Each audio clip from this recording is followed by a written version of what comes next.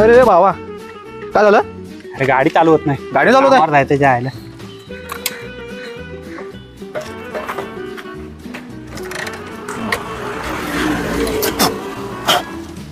एक काम कर, हा तो एअरबड मध्ये एअरबड, अरे काळी असते पुढे कापूस असतो तो. तो कान घालतो तो. हा तो घेऊन ये लगेच.